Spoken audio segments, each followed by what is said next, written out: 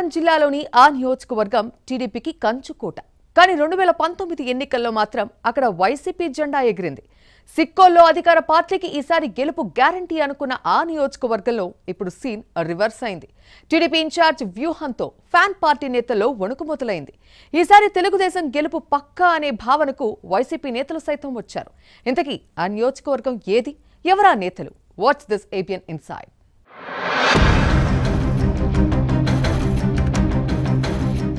ఎన్నికలు సమీపిస్తున్న కొద్దీ వైసీపీ ప్రభుత్వంపై ప్రజల్లో వ్యతిరేకత ఎక్కువవుతోంది.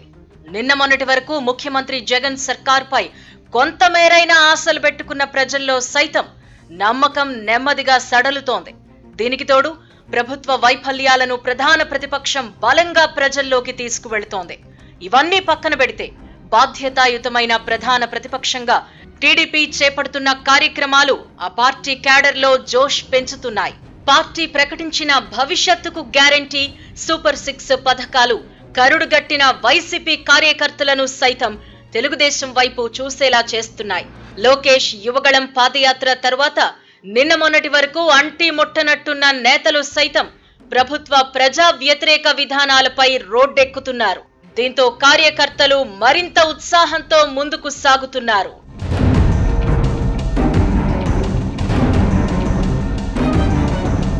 వాస్తవానికి శ్రీకాకుళం జిల్లా నర్సన్నపేట నియోజకవర్గం టీడీపీకి పట్టున్న నియోజకవర్గాల్లో ఒకటి.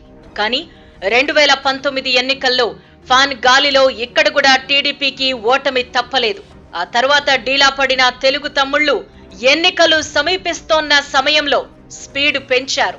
సిట్టింగ్ వైసీపీ ఎమ్మెల్యే మాజీ ఉప ముఖ్యమంత్రి ధర్మాన కృష్ణదాస్ స్పీడ్కు బ్రేకులు వేయడంలో మొదట్లో టీడీపీ నేతలు కొంత తడబడ్డారు. కానీ ప్రస్తుతం నెమ్మదిగా వారిలో మార్పు కనిపిస్తోంది.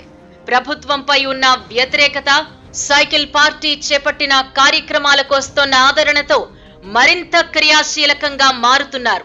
బగ్గు రమణమూర్తి నర్సన్నపేట నియోజకవర్గ టీడీపీ ఇన్ఛార్జిగా ఉన్నారు. గతంలో ఎమ్మెల్యేగా పనిచేసిన రమణమూర్తి ఈ ప్రాంతంలో అభివృద్ధి కార్యక్రమాలు చేశారు. కానీ గత ఎన్నికల్లో ఫ్యాన్ పార్టీ ప్రభంజనానికి ఓటమి తప్పలేదు.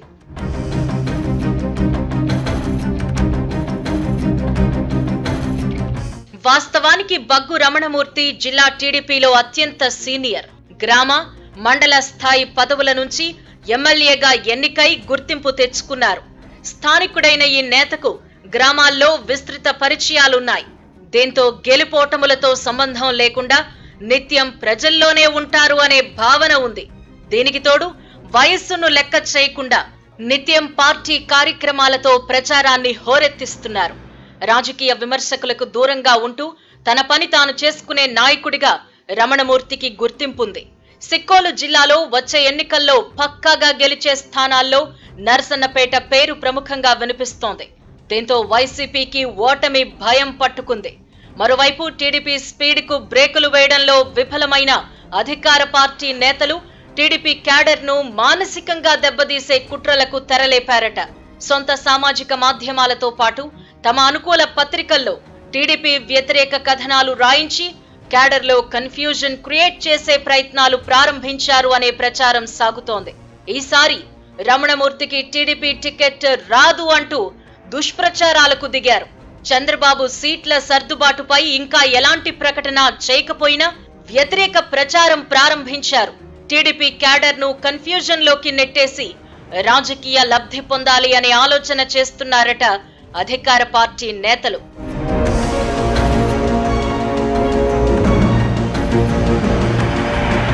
స్థానిక వైసీపీ నాయకత్వంపై ప్రజల్లో పెరుగుతోన్న వ్యతిరేకత టీడీపీకి కలిసొచ్చే అవకాశంగా విశ్లేషకులు భావిస్తున్నారు. ఇటీవల నర్సన్నపేట నియోజకవర్గంలో ఫ్యాన్ పార్టీ నేతల ఆగడాలకు అంతు లేకుండా పోయిందనే విమర్శలున్నాయి. అధికార పార్టీ నేతల కబ్జాలు, దౌర్జన్యాలతో విసిగిపోయిన ప్రజలు ఈసారి వైసీపీకి గట్టి షాక్ ఇస్తారనే టాక్ నడుస్తోంది. మరోవైపు సొంత పార్టీ నేతలే ఎన్నికల సమయానికి ఫ్యాన్ పార్టీకి హ్యాండ్ ఇచ్చేందుకు సిద్ధమైనట్టు సమాచారం. ఈ పరిణామాలన్నీ టీడీపీకి అనుకూలంగా మారబోతున్నాయన్న టాక్ నడుస్తోంది. మొత్తం మీద నర్సన్నపేట నియోజకవర్గంలో వేగంగా మారుతోన్న రాజకీయ పరిణామాలతో ఎన్నికల వేడి రాజుకుంటోంది.